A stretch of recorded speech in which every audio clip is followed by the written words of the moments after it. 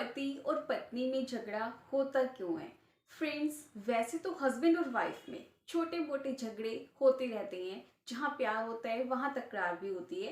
लेकिन बात तो जब बढ़ जाती है जब दोनों की आपस की कम्युनिकेशन जो होती है, जो बातचीत होती है, वो बंद हो जाती है। तो आज के इस वीडियो में हम जानेंगे कि ऐसी कौन से रीजंस है जिसकी वजह से मोस्टली हस्बैंड और वाइफ के बीच में झगड़ा बढ़ जाता है। तो फ्रेंड्स, इस वीडियो को एंड तक ज़रूर देखें और आपको ये वीडियो कैसा लगा मुझे कमेंट्स में ज़रूर बताएं। हर कोई चाहता है कि वो अपनी शादी की जो लाइफ है, मैरिड लाइफ में हैप्पी रहे, अपने पार्टनर के साथ खुश रहे, लेकिन फिर भी किसी ना किसी बात पे झगड़ा हो ही जाता है। तो आज हम उन 4 रीजंस के बारे में बात करेंगे कि ऐसे कौन से 4 रीजन है जिसकी वजह से मोस्टली कपल्स में झगड़ा होता है। इससे पहला पॉइंट हमारा आता है कि बातों को ना समझना।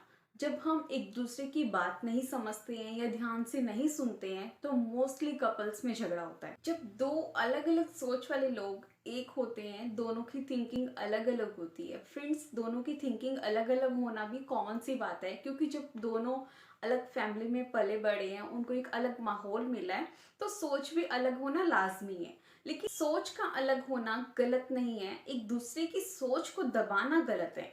आपको अपने पार्टनर की बात को ध्यान से सुनना है और समझना है। सिर्फ सुनना ही नहीं है, आपको ये समझने की कोशिश करनी है कि अगर आपके पार्टनर ने, अगर आपके हस्बैंड ने या आपकी वाइफ ने आपको ये बात कही है तो उन्होंने किस वजह से कही है, किस रीजंस के साथ उन्होंने आपको ये बात कही है।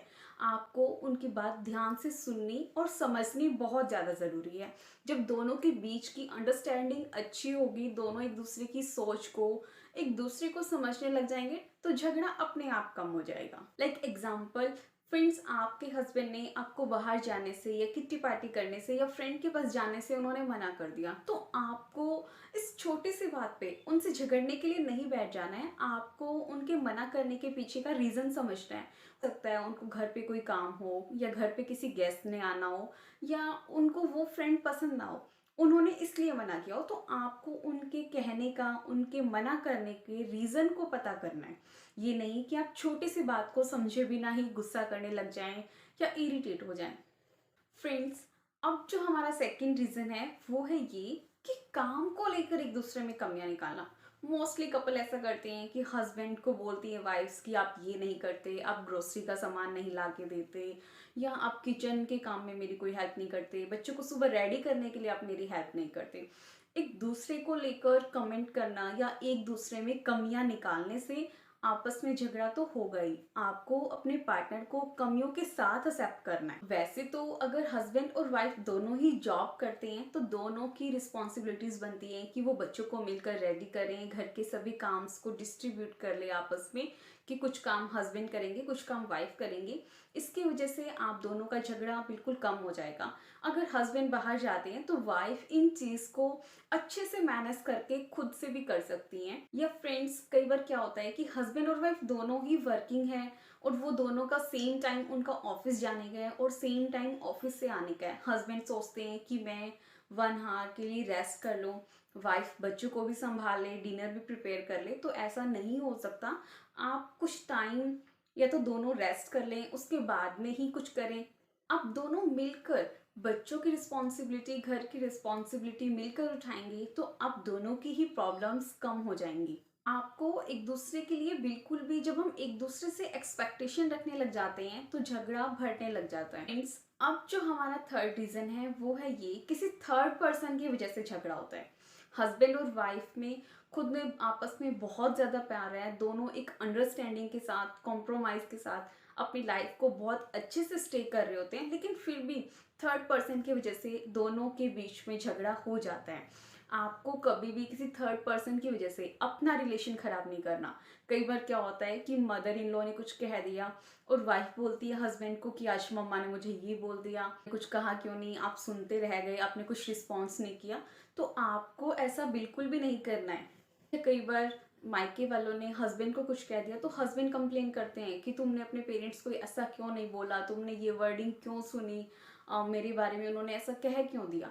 आपको ऐसी वर्डिंग्स के लिए, उन्होंने आपसे कह दिया, लेकिन आपको उनकी बातों को लेकर हस्बैंड और वाइफ दोनों के बीच में झगड़ा बिल्कुल भी नहीं होना चाहिए। जैसे बच्चों में होता है कि अगर बच्चे के मार्क्स कम आते हैं, स्टडी वो अच्छे से नहीं कर पाता है, कंसंट्रेशन उसका नहीं है, तो मोस्टली हस्बैंड क्या कहती हैं, वाइफ्स को कंप्लेन करने लग जाते हैं कि तुम इसको अच्छे से पढ़ाती नहीं हो, तुम इसको पढ़ने के लिए नहीं बोलती हो, या तुम्हारी गलती है इसके मार्क्स कम आए हैं। तो आप जब एक दूसरे में कमियां निकालेंगे, एक दूसरे को ब्लेम करने लग जाएंगे, तो फ्रेंड्स झगड़ा आप लोगों का ही बढ़ेगा।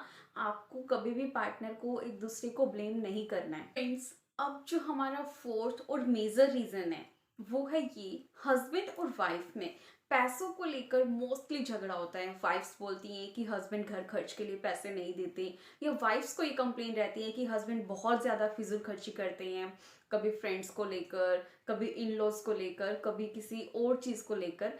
तो आपको ऐसी कंप्लेन एक दूसरे से नहीं करनी है। दोनों को ही मिलकर अपने घर का एक बजट सेट कर लेना चाहिए कि आपको इतने में घर खर्च चलाना है, या ये चीज़ें हम फिजूल खर्ची नहीं करेंगे।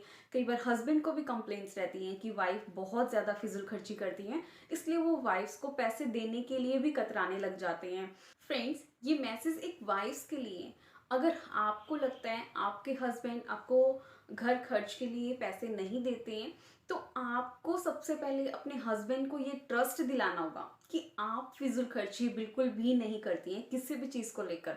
आप सिर्फ वही चीज़ें परचेज करती हैं जिस चीज़ की आपको बहुत ज़्यादा नीड होती है। आप सबसे पहले अपने हस्बैंड को, अपने पार्टनर को ये ट्रस्ट दिलाएं कि आप फिजूल खर्ची नहीं करती हैं। और जब रियल में हस्बैंड की कोई प्रॉब्लम है, तो फ्रेंड्स आप अपने हस्बैंड को सपोर्ट कर सकती हैं, अपने फैमिली मेम्बर्स का, बच्चों का, खुद की हेल्थ का ध्यान रखकर हम हॉस्पिटल के खर्चों से बच सकते हैं। इलेक्ट्रिसिटी का ध्यान रखकर हम कुछ पैसे सेव कर सकते हैं। फ्रेंड्स, वैसे तो इन छोटी छोटी सेविंग से ही हम बहुत पैसे बचा लेते हैं।